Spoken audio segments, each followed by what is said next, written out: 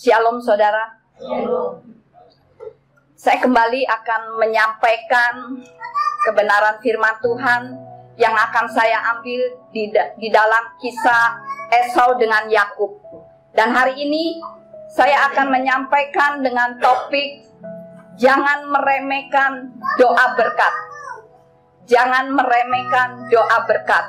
Yang akan saya ambil dari Ibrani 12. Mari kita buka Ibrani 12. Ibrani 12 ayat yang ke-16 sampai dengan yang ke-17.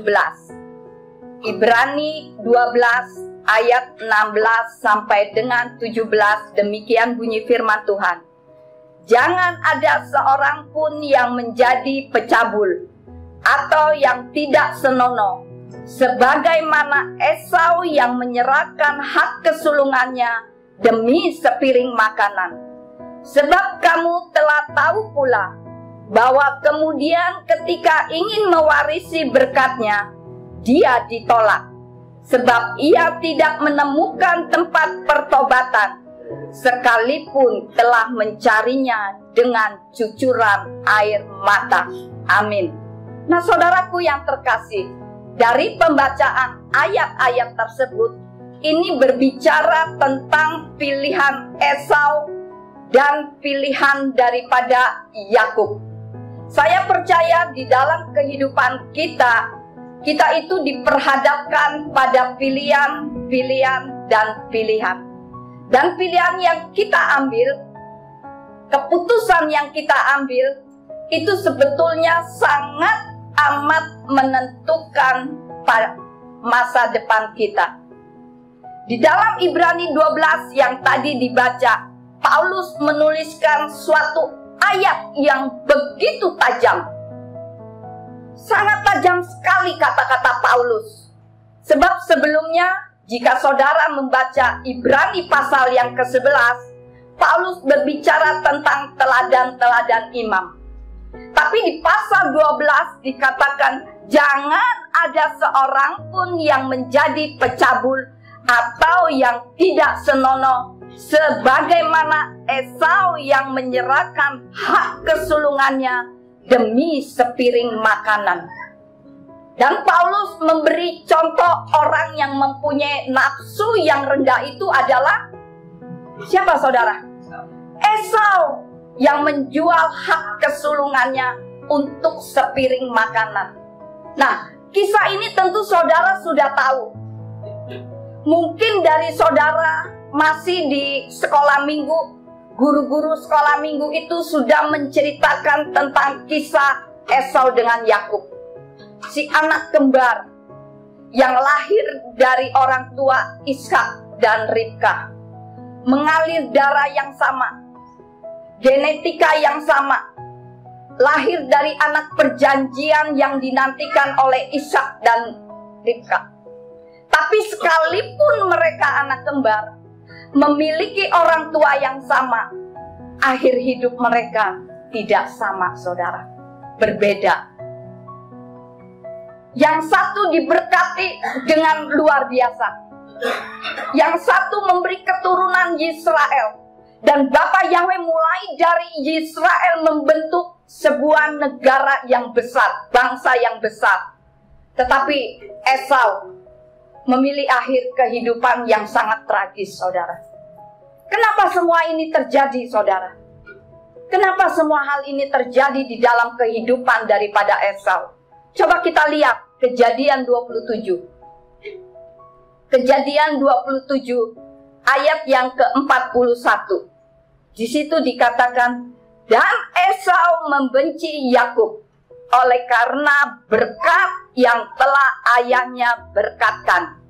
Dan Esau berkata dalam hatinya, perhatikan saudara, dan Esau berkata dalam hatinya, hari-hari perkabungan ayahku akan segera tiba, dan aku akan membunuh Yakub adikku.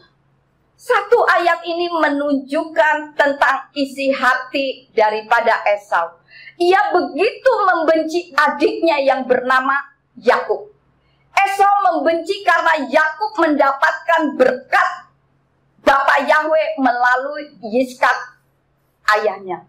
Kalau kita renungkan ayat ini, sebetulnya tidak ada alasan untuk Esau membenci adiknya. Karena apa, saudara?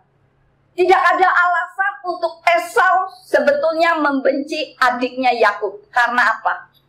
Karena apa yang terjadi merupakan rangkaian akibat dari dia menjual hak kesulungannya, saudara.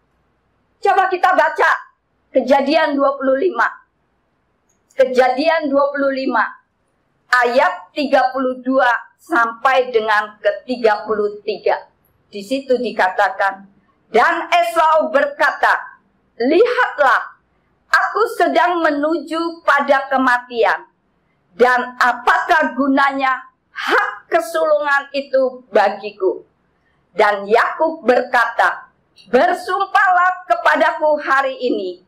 Dan dia bersumpah kepadanya, dan dia menjual hak kesulungannya kepada Yakub. Jika saudara merenungkan ayat-ayat ini, apa saudara yang saudara dapat? Hanya karena lapar. Sepertinya hak kesulungan itu tidak ada artinya. Dan kesempatan ini diambil oleh adiknya Yakub untuk mendapatkan hak kesulungannya. Sampai akhirnya Ishaklah yang memberkati Yakub, bukan Esau yang menerima berkat itu sendiri. Seharusnya kalau Esau tidak menjual hak kesulungannya, harusnya Esaulah yang menerima berkat itu. Tapi dengan liku-liku pada akhirnya Yakublah yang menerima berkat itu. Dan ketika Esau meminta kepada ayahnya berkat, ayahnya berkata, tidak ada lagi berkat. Karena adikmu Yakub sudah menerima berkat. Kemudian yang terjadi apa, saudara? Yang terjadi Esau marahnya sedemikian rupa sampai dendam di dalam hatinya. Saudaraku yang terkasih, ini sebuah kisah nyata, saudara. Sampai akhirnya, kalau saudara tadi menyimak pembacaan ayat-ayat, sampai akhirnya itu Esau mencucurkan air matanya, saudara. Saya percaya dia menyesal, dia bertobat, dan dia sadar akan kesalahannya itu.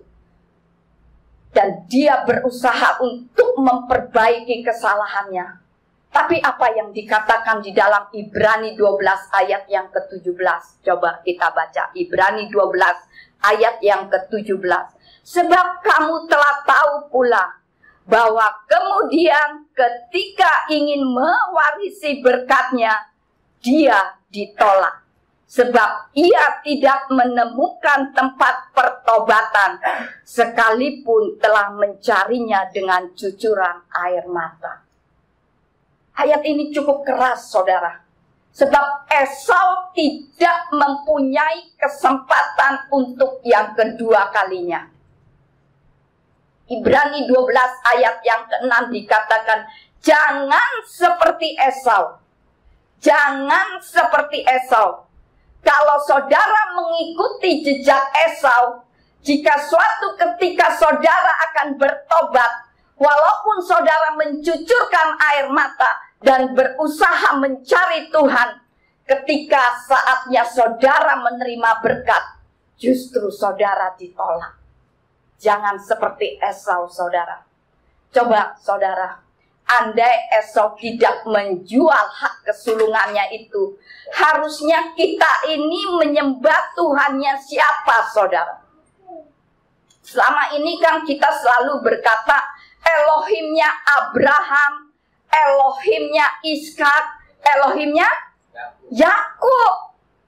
Harusnya kalau Esau tidak berbuat dosa, harusnya kita sebut Elohimnya Abraham, Elohimnya Ishak, Elohimnya Esau. Karena Esau anak sulung.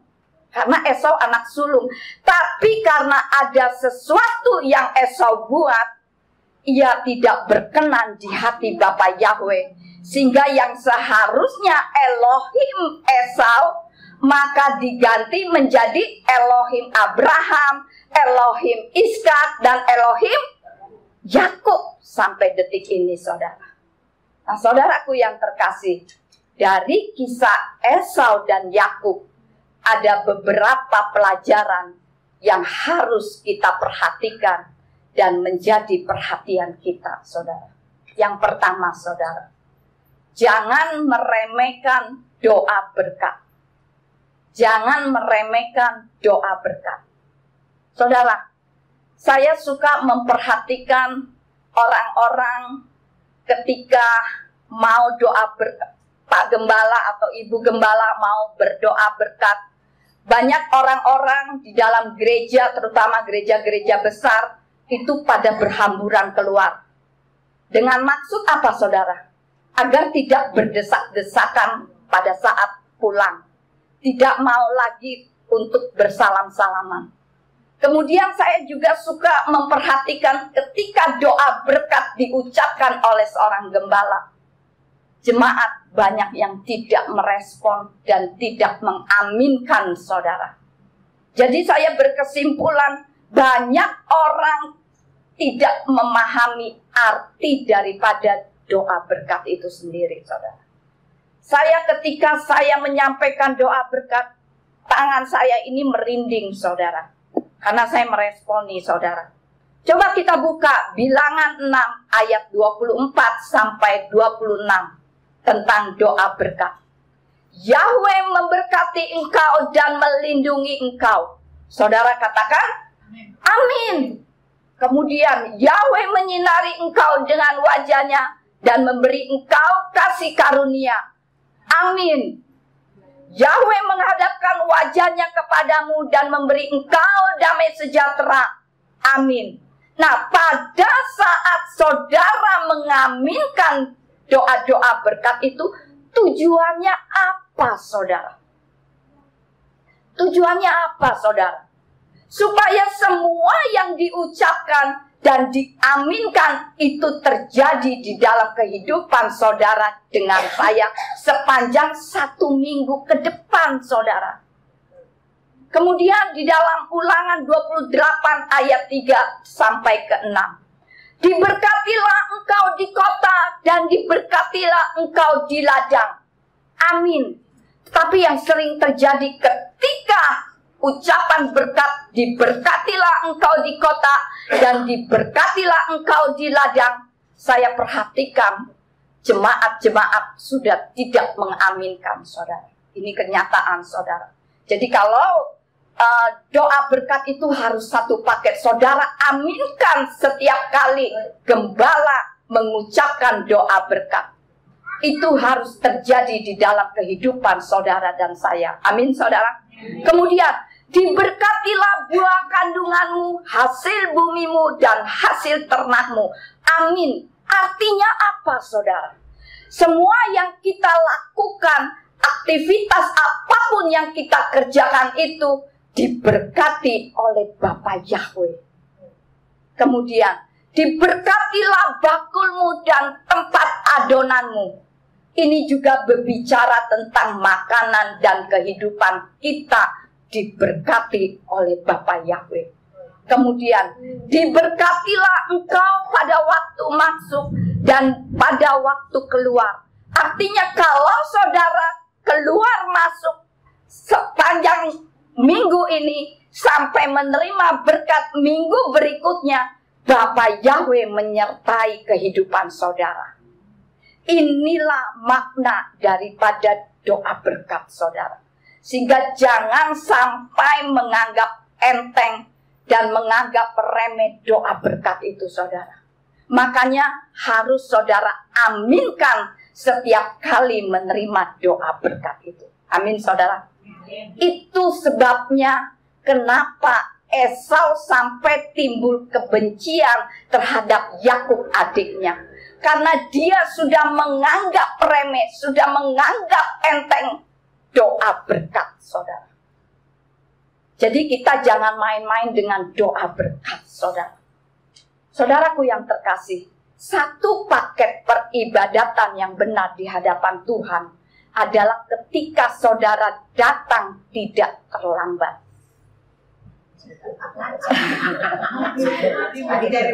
Tersinggung ya. Kemudian sampai menerima berkat dan sampai kita bersalam-salaman. Itu merupakan satu paket peribadatan, saudara. Saya kalau datang di tempat peribadatan atau pada saat saya pelayanan di gereja lain, paling tidak saya 2 atau 3 jam sebelum ibadah dimulai, saya pasti sudah ada di tempat, saudara. Malah kadang banyak ketika saya pelayanan di gereja lain, gerejanya masih tutup, saudara. Jadi saya tunggu di dalam mobil, saudara, karena gerejanya masih tutup. Dan kalau setiap hari Sabat di tempat ini, saya jam 10, setengah 11, paling lama jam 11 saya sudah di sini. Padahal ibadah jam 2. Kalau hari Minggu, jam 7, saya sudah berangkat dari rumah, setengah 8 saya sudah tiba di sini, saudara. Karena saya mempersiapkan hati. Gitu loh, saudara. Coba kalau saudara pergi keluar kota, naik kereta api atau naik pesawat, jam berapa saudara tiba di stasiun atau di bandara? Pasti 2-3 jam sebelumnya saudara harus sudah ada di lokasi. Kalau enggak, ketutup, udah tidak bisa check-in. Saya pernah, saudara, ketika akan membantu korban bencana di Bantul, saya terlambat sampai pintu pesawat, saya dipanggil-panggil, pintu pesawat sudah mau ditutup, hanya menunggu saya. Sampai saya lari-lari, sampai akhirnya krunya pesawat itu berkata, ini dokter. Jadi dia mau nunggu, saudara. Padahal saya yang terlambat, saudara. Sampai di dalam pesawat, akhirnya mereka pada tertawa, pada ngedumel gitu, gara-gara lu jadi terlambat. Coba saudara renungkan, terhadap keperluan duniawi saja saudara bisa melakukan tepat waktu. Tapi kenapa seringkali kita tidak bisa melakukan untuk kepentingan untuk Tuhan, saudara? Seringkali kita meremehkan hal ini, saudara. Jadi saudara, mulai saat ini, kalau saudara datang ibadah jangan telat. Amin. Sekarang yang kedua, saudara, pelajaran apa yang harus kita perhatikan dan menjadi perhatian kita? Hati-hati dengan ucapan. Hati-hati dengan ucapan. Coba kita baca lagi Kejadian 25. Kejadian 25 ayat yang ke-32, di situ dikatakan, dan Esau berkata, lihatlah, aku sedang menuju kepada kematian, dan apakah gunanya hak kesulungan itu bagiku? Ini Esau sudah menganggap enteng, sudah menganggap remeh hak kesulungan. Sehingga ia mengucapkan hal-hal yang tidak baik. Saya ingatkan saudara, bahwa setiap perkataan kita yang kita ucapkan, itu akan dipertanggungjawabkan di hadapan Tuhan, saudara. Coba kita baca Matius 12. Matius 12 ayat 36. Coba Vivi bantu Vivi. Matius 12 ayat 36 sampai 37. Matius 12 ayat 36 dan yang ke-37. Namun aku berkata kepadamu bahwa setiap perkataan sia-sia yang sekiranya orang-orang akan membicarakannya, tentang perkataan itu mereka harus mempertanggungjawabkannya pada hari penghakiman.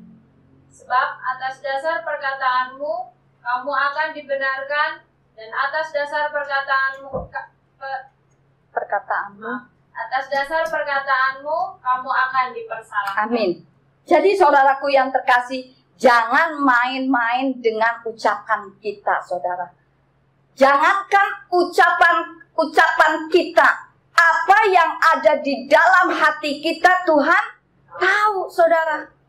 Nah, Kejadian 27 ayat yang ke-41 di situ dikatakan lagi, dan Esau membenci Yakub oleh karena berkat yang telah ayahnya berkatkan, dan Esau berkata di dalam hatinya. Esau berkata di dalam hatinya. Ucapan Esau itu diucapkan di dalam hati atau diucapkan secara audible, saudara? Jelas kitab suci katakan diucapkan di dalam hati, tapi dicatat oleh Mose, saudara. Kitab Kejadian ini dicatat oleh Mose, saudara. Mose bisa mencatat bahwa hari-hari perkabungan ayahku akan segera tiba dan aku akan membunuh Yakub adikku, dan ini adalah Esau berkata di dalam hatinya, saudara. Nah, bagaimana mungkin dia berkata di dalam hatinya bisa dicatat oleh Musa, saudara? Kenapa bisa dicatat oleh Musa? Karena Musa diilhami oleh Ruach HaKodes. Artinya apa yang terkandung di dalam hati Tuhan tahu. Maka itu, saudaraku yang terkasih, hati-hati dengan ucapan kita. Baik ucapan yang kita ucapkan ataupun ucapan yang masih di dalam hati kita, Tuhan tahu. Lebih baik saudara diam daripada saudara berucap. Semakin saudara banyak berucap, semakin banyak kesalahan yang bisa diketahui oleh orang, saudara. Saudaraku yang terkasih, dulu saya tipe yang bawel, saudara. Tetapi kalau saudara sekarang menyimak saya lebih banyak diam. Saya lebih banyak mendengar, saudara. Bukan berarti saya cuek, tetapi saya memperhatikannya, saudara. Mazmur 44 ayat yang ke-22, di situ dikatakan, apakah Elohim tidak akan menyelidikinya? Sebab dia mengetahui rahasia hati. Jadi rahasia hati kita pun Yahweh itu tahu, saudara. Maka itu hati-hati dengan ucapan baik yang terucap ya ataupun yang masih ada di dalam hati kita. Amin, saudara. Sekarang yang ketiga, saudara. Pelajaran yang harus kita perhatikan dan menjadi perhatian kita. Tidak mendapat kesempatan kedua kali. Tidak mendapat kesempatan kedua kali. Saudaraku yang terkasih, kenapa Esau tidak mendapatkan kesempatan kedua kali, saudara? Karena Esau lebih baik memilih hidup di luar daripada di hadirat Tuhan. Sedangkan Yakub lebih memilih untuk tinggal dalam hadirat Tuhan. Coba kita baca lagi. Kejadian 25. Ayat yang ke-27. Di situ dikatakan, saudara simak dengan baik. Kejadian 25 ayat yang ke-27. Dan anak-anak itu menjadi besar. Esau menjadi seorang pemburu. Seorang yang suka di padang. Perhatikan. Seorang yang suka di padang. Saudara bisa garis bawahi. Tetapi Yakub adalah seorang yang tenang, yang suka berdiam di kemah. Esau memilih untuk menjadi seorang pembunuh binatang, tinggal di padang. Tapi Yusuf lebih suka memilih untuk tinggal di kemah, saudara. Kemah itu berbicara tentang hadirat Tuhan, saudara. Abraham, bapak orang beriman, bapak orang percaya, bapak dari segala bangsa. Dia adalah manusia kemah, saudara. Setiap kali Bapak Yahweh mau bertemu dengan Abraham, di mana, saudara? Di kemahnya, saudara. Di kemah. Kalau saudara membaca Kejadian 18, ketika Bapak Yahweh menampakkan diri kepada Abraham di dekat pohon terbantim, Abraham itu sedang duduk di pintu kemahnya. Disitulah Bapak Yahweh bertemu dengan Abraham. Disitulah Elohim berjanji kepada Abraham. Begitupun dengan tabut perjanjian ditaruh di mana, saudara? Di kemah. Jika saudara membaca kitab Keluaran 33, setiap kali Musa mau mendapatkan jawaban, dia harus pergi ke kemah Bapa Yahweh. Setiap kali Mose perlu nasihat Bapa Yahweh, dia pergi ke perkemahan pertemuan, saudara. Setiap kali Mose memerlukan tanda mujizat dari Bapa Yahweh, dia harus ke kemah bait suci daripada Bapa Yahweh. Dan perhatikan, saudara, ketika Musa mulai masuk ke kemah, kemuliaan Bapa Yahweh turun, saudara, di kemah itu, saudara. Dan setiap kali Mose ketemu dengan Bapa Yahweh di pintu kemah, dan ketika Mose keluar, muka Musa itu bercahaya, penuh dengan kemuliaan daripada Bapa Yahweh. Berapa banyak saudara merindukan jawaban daripada Tuhan, arahan dari Tuhan? Berapa banyak mau doa saudara dijawab oleh Tuhan? Itu hanya bisa terjadi di dalam hadirat Tuhan, saudara. Karena ketika saudara masuk dalam hadirat Tuhan, maka saudara akan mendapatkan kekuatan. Saudara mendapatkan pengurapan daripada Bapa Yahweh. Saudara akan mendapatkan kesembuhan. Dan saudara akan mendapatkan kemenangan di dalam kehidupan saudara. Amin, saudara. Begitupun dengan Yosua, saudara. Abdi Mose. Orang yang masih sangat muda, saudara. Ia mengetahui rahasia daripada gurunya, saudara. Itu sebabnya coba kita buka Keluaran 33 ayat yang ke-11. Keluaran 33 ayat yang ke-11, di situ dikatakan, dan Yahweh akan berfirman kepada Musa muka dengan muka, seperti ketika seseorang berbicara kepada temannya. Lalu ia pun kembali ke perkemahan dan melayani dia. Yosua anak Nun, seorang pemuda, tidak beranjak dari tengah-tengah kemah itu. Amin. Saudara, kalau saudara saat itu ada di zaman Yosua, saudara akan bertanya, kamu tinggal di mana? Yosua pasti akan menjawab, selama 40 tahun aku tinggal di dalam kemah Bapa Yahweh, dekat dengan tabut perjanjian. Kalau orang bertanya, di mana abdi Mose itu? Semua orang Israel akan menjawab, dia tinggal di dalam kemah, sehingga mudah dicari oleh orang, saudara. Bukankah itu luar biasa, saudara? Alamatmu di mana, saudara?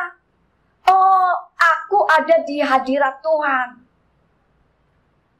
Demikian juga dari kehidupan Raja Daud, saudara.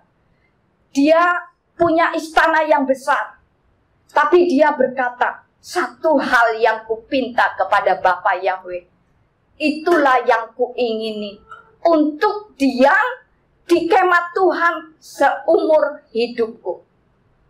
Daud sadar, saudara, bahwa kekuatannya, bahwa rahasia pertolongan daripada Bapa Yahweh, dia tahu pengurapan Tuhan itu ada di mana, saudara. Di dalam kemah, saudara.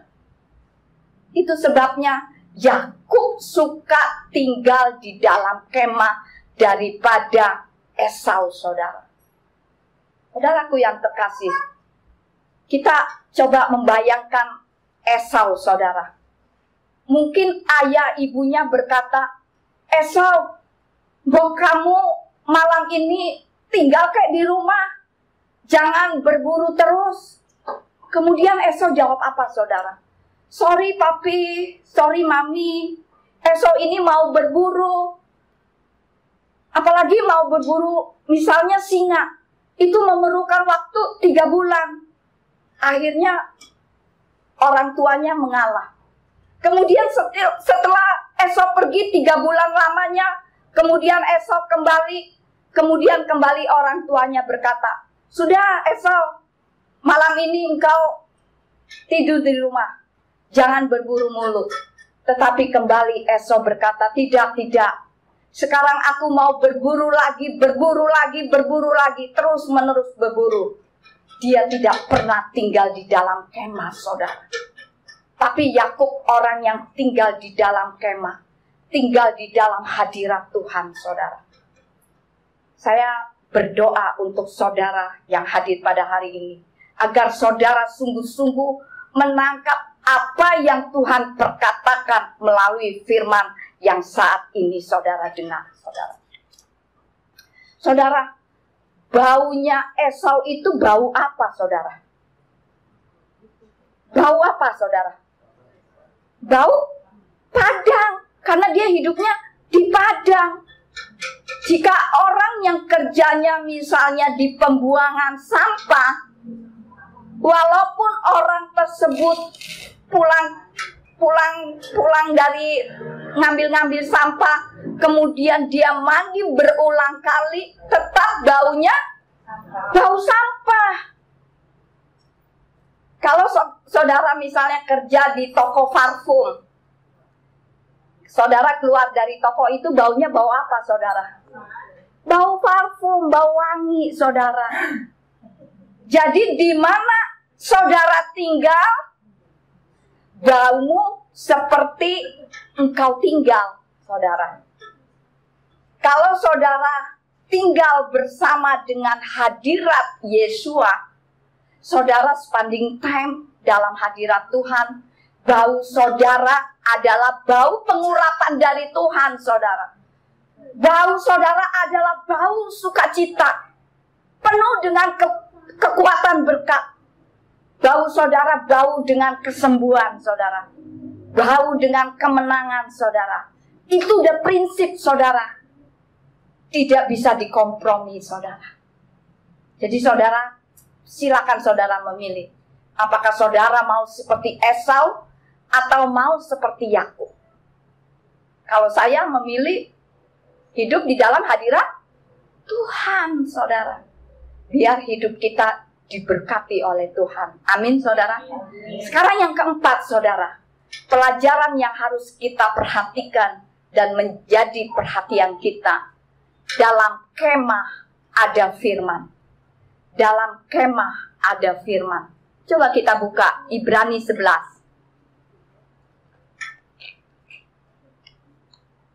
Ibrani 11 ayat 8 sampai dengan 9.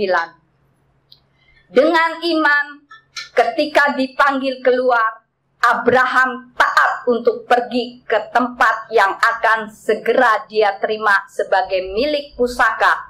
Dan dia pergi dengan tidak mengetahui kemana dia pergi. Dengan iman, dia hidup sebagai seorang asing di tanah perjanjian, seperti di negeri asing.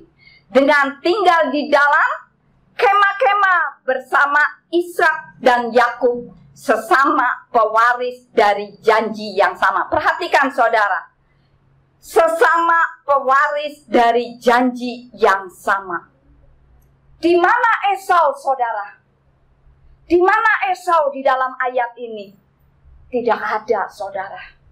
Karena Esau tidak tinggal di dalam kemah, sehingga dia tidak tahu di mana Esau tinggal di padang. Kita lihat lagi di ayat yang ke-9, saudara, dari Ibrani 11. Sesama pewaris dari janji yang sama. Jadi saudaraku yang terkasih, Abraham tinggal dengan siapa, saudara? Abraham tinggal dengan cucunya, yaitu Yakub. Abraham tinggal dengan cucunya yang bernama Yakub. Kita hitung-hitungan matematika, saudara. Abraham mendapatkan anak perjanjian pada usia berapa, saudara? Abraham ketika mendapatkan anak perjanjian, mendapatkan Ishak itu pada usia berapa, saudara? 100 tahun, saudara. Ishak lahir.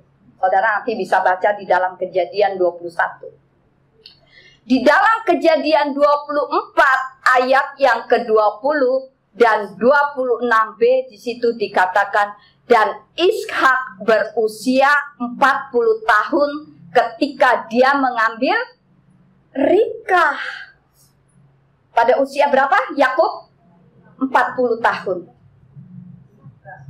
Ishak 40 tahun. Dan ayat 26b, dan Ishak berusia 60 tahun ketika istrinya melahirkan mereka. Jadi Ribkah mandul berapa tahun, saudara? Berapa? 20 tahun. Kemudian Tuhan mendengar dan membukakan kandungannya, lahirlah si kembar Esau dengan Yakub. Saat itu Ishak berumur berapa tadi? 60 tahun. Abraham berumur berapa jadi? Tadi pada saat berapa? 160 tahun. Pintar. Abraham meninggal pada usia 175. Nanti saudara baca Kejadian 25 ayat yang ke-7. Abraham meninggal pada usia 175. Jadi Yakub hidup bersama kakeknya berapa tahun? Hidup bersama kakeknya Abraham berapa tahun? 15 tahun. 15 tahun. Kenapa Bapak Yahweh pilih Abraham untuk menjadi bapak orang beriman? Kenapa, saudara? Supaya ia mengajarkan ketetapan-ketetapan daripada Bapak Yahweh.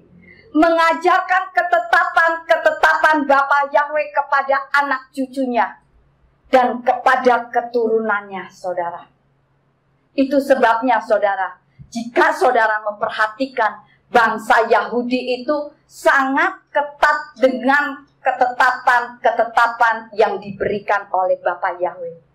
Di mana mereka berada di seluruh dunia, di muka bumi ini, mereka selalu mengajarkan firman daripada Bapak Yahweh. Mereka pasti mengajarkan bahasa Hebrew dan lain sebagainya, saudara. Kenapa itu bisa terjadi, saudara? Karena mereka mengajarkan ketetapan-ketetapan itu. Mose membuat hukumnya. Ketika engkau berbaring, ketika engkau masuk rumah, ketika engkau mengajarkan, engkau harus mengingatnya, engkau harus memperkatakannya. Ketika engkau makan, ketika engkau duduk, dan lain sebagainya, tetap harus memperkatakan firman daripada Elohim itu sendiri. Tetapi Esau tidak mau tinggal di kemah. Kenapa, saudara? Kenapa Esau tidak mau tinggal di kemah? Tinggal di kemah itu dikotbahin mulu, saudara. Ngapain tinggal di kemah? Isinya khotbah melulu. Coba kalau saudara kumpul-kumpul sebelum ibadah di tempat ini, apa yang selalu dibicarakan di dalam gereja ini, saudara? Selalu firman Tuhan terus, debat-debatan, saudara. Yang dibahas firman terus, saudara. Saudara bisa bayangkan, pasti Esau tidak betah di rumah. Karena rumahnya isinya khotbah melulu. Jadi lebih baik dia tinggal di padang, di luar, saudara. Karena kalau di padang itu banyak ketemu dengan orang-orang yang cool, yang senada dengan dia, yang seleranya sama. Sedang jika di kemah, ketemunya orang-orang yang membosankan, pendeta lagi, penginjil lagi, yang isinya khotbah melulu. Dulu sebelum Tuhan menangkap saya seperti Esau, hidupnya di padang. Bergaul sana, bergaul sini, kalau disuruh ke gereja, enggak lah, ntar lagi aja lah. Oh masih muda kok ke gereja. Ketika Abraham, Ishak dan Esau, ketika Abraham dan Ishak berkata, ayo Esau, pulang, kita mau berdoa nih, kita mau ibadah nih, kita mau bahas firman nih. Esau tetap tidak mau, saudara. Esau menganggap remeh untuk tinggal di kemah itu sendiri, saudara. Jika saudara membaca dengan baik kisah daripada Esau dengan Yakub, saudara bisa melihat akibat sikap daripada Esau. Apa akibatnya, saudara? Apa akibatnya dari yang Esau lakukan ini, saudara? Coba kita baca lagi Kejadian 26. Kejadian 26 ayat yang ke-34. Di situ dikatakan, dan Esau berumur 40 tahun, dan dia mengambil istri yaitu Yudit, anak perempuan Beri orang Het, dan Basmat, anak perempuan Elon dari orang Het. Nah, mereka ini orang-orang Padang, saudara. Jadi jika orang berkumpul di Padang, maka akan ketemunya dengan orang-orang Padang. Jodohnya pun akan ketemu di Padang. Masa depannya pun masa depan Padang, saudara. Tapi jika saudara tinggal di dalam hadirat Tuhan, maka saudara akan ketemu dengan orang-orang yang seperti Yakub. Masa depan saudara akan baik. Saudara akan diberkati karena saudara tinggal di dalam hadirat Tuhan. Amin, saudara. Apa akibatnya Esau ambil orang Padang, saudara? Apa akibatnya, saudara? Ayah ibunya menimbulkan kepedihan, saudara. Kejadian 26 ayat 35. Di situ dikatakan, dan mereka itu menimbulkan kepahitan roh bagi Iskak dan Ribkah. Esau memandang remeh hak kesulungan dan menganggap enteng doa berkat, saudara. Apa itu hak kesulungan, saudara? Apa itu hak kesulungan? Hak kesulungan adalah menjadi pemimpin keluarga. Kemudian hak kesulungan adalah mewarisi berkat yang dijanjikan. Kemudian ahli waris dari berkat Abraham. Kemudian menjadi imam keluarga. Kemudian menjadi bagian double porsi. Luar biasa, saudara. Kalau kita memiliki hak kesulungan, saudara, double porsi, saudara. Coba kita buka Ulangan 21. Vivi coba bantu, Vivi. Ulangan 21 ayat 17.